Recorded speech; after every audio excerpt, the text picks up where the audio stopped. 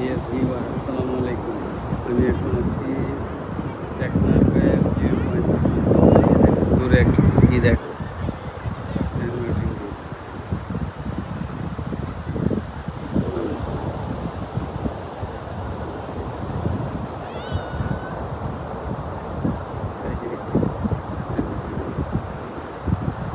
এখানে লোক খুব কম আসে।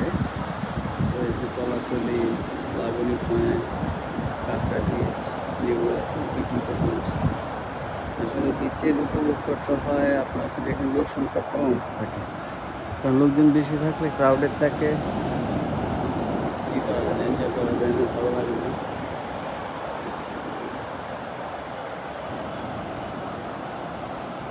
প্রথম আমরা যেটা গিয়েছিলাম সেটা হচ্ছে বাংলাদেশ বার্মার, মানে একেবারে নাফ নদীর জিরো পয়েন্ট, আর এটা হচ্ছে আপনার মেরিন ড্রাইভের জিরো পয়েন্ট।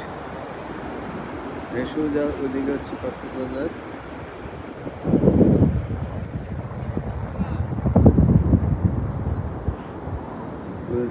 এই পয়েন্টের পর ওই পারে আছে বার্মা।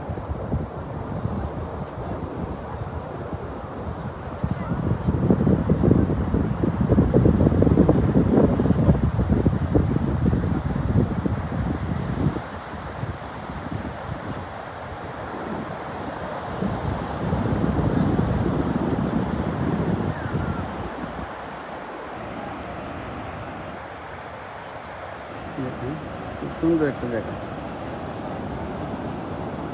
তবে এখানে আপনার আসলে জিরো পয়েন্টে দেখবেন বিভিন্ন দোকান আছে, ডাব বিক্রি করতেছে।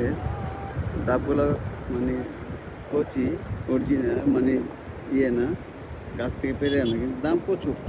ঢাকার সাথে কম্পেয়ার করলে এখানে প্রচুর দাম নেই। এরপর আপনারা দামাদামি করে খাবেন।